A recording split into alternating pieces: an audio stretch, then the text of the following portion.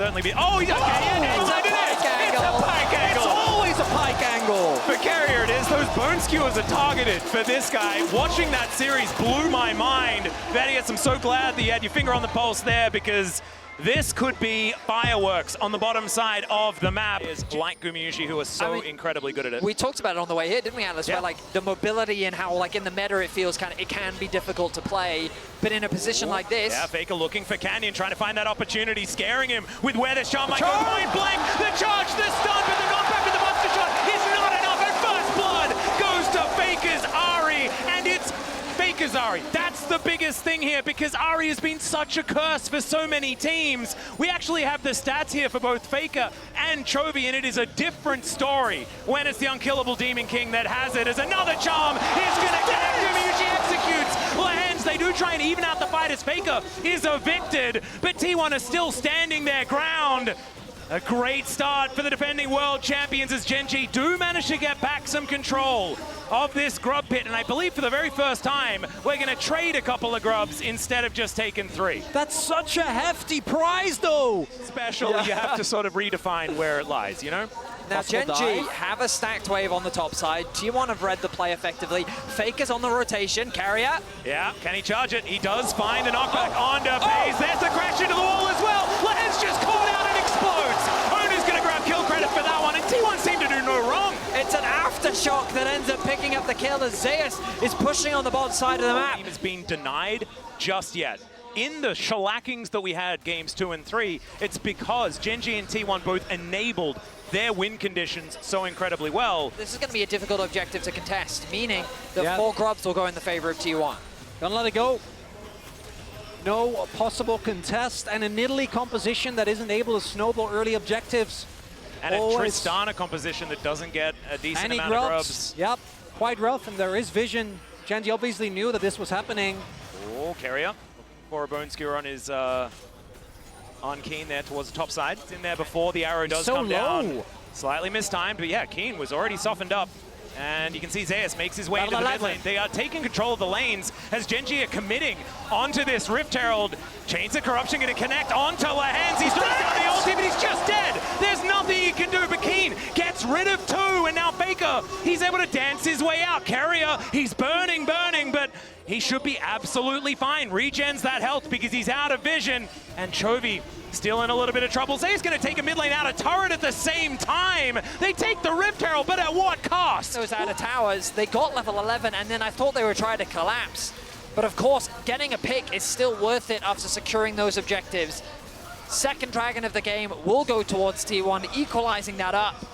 But the goal difference is the most crucial thing. Oh God, another one! Being pays to play optimally.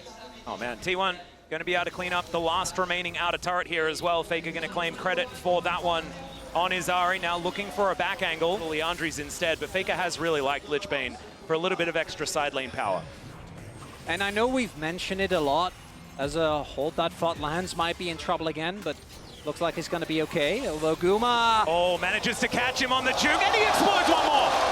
Ona's like, all right, let's just turn away. We are not required. One ends up dropping.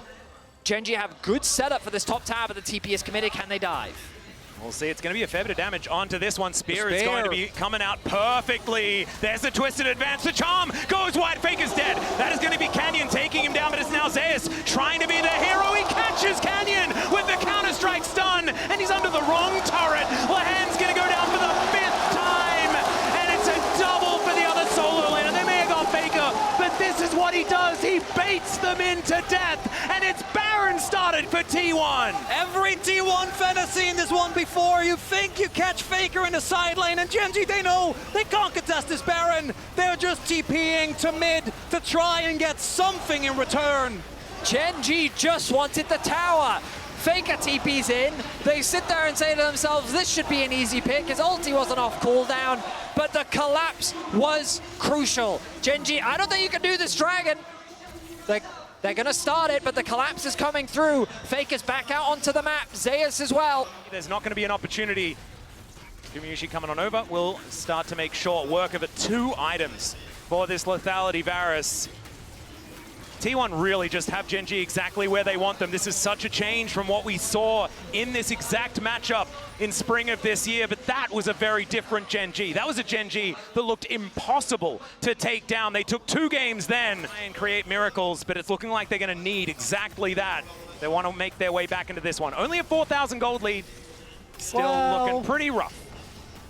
I mean, worlds aside, the fact that T1 is even getting revenge for a rivalry that has been so Gen.G favored. Well, as T1 look to set up a 5-man siege on this inner turret. At 23 minutes, sieging is quite difficult unless the Bone Skewer comes through. The arrow is denied by the ulti from Keen, but now with only 2 stragglers here, Zeus will explode. It's Canyon that locks up the kill as Keen dives in once again. Pei's able to take down Carrier, but it's Gumayushi standing tall and taking down Keen. Base heal of 240 going up to about 500. If you are chunked, that alone is not going to be enough, but it might be the mitigation that Gen.G need to at least try and contest. And it looks like they are not giving over Soul Point for free. Well, Carrier is going to walk into Lehens here.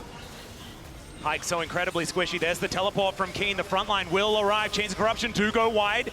As now Lehens, he's chunked out just a little bit, but he's going to throw his life away for a good position in a team fight. Carrier on a flank angle. It is going to be Ona taking Soul Point, but can they win the fight? That's a phenomenal ultimate from Keen, and Pei's is untouched.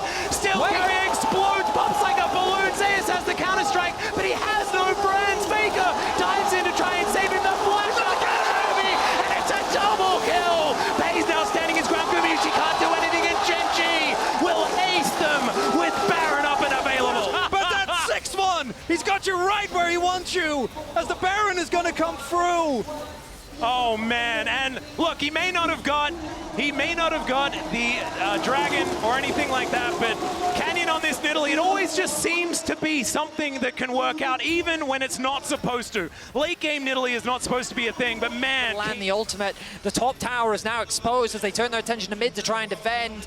T1's base is beginning to fall apart. They still have some towers remaining. But as you rightly said, Chronicle, return to an even state. T1 can bide their time. I just don't think they will. Yeah, Nature's Grasp going to cut out the arrow, connecting on Ona. Chains of Corruption just try and buy some space with the flash. Oh no, Faker the knock-up, and he's dead. Pieces arrows follow him into the death chamber as the Impale is decent. Ona's still alive, he's so tanky, and it's Gumayushi taking matters into his own hands. The spears go wide and the popping goes down. It's a double kill for the Skarner, and Chovy's still alive. There's a bit of damage, but he gets over the wall, flashes, but the Bone Skewer finds him. The shutdown for Goomer and T1. They want to go to London.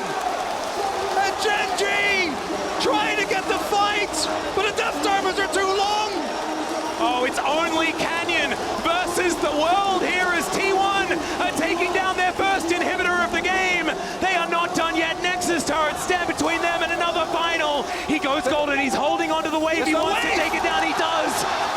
But another one is Conga lining in. Lehens, he knows he just has to move it away from these Nexus turrets. And he is able to stall it out. Another teleport. Faker does come back. And they'll now get their time. It is Guma that's able to melt these turrets. And Gen.G for the last 2 years have been the kings of Korea. But we know the world is T1's home ground.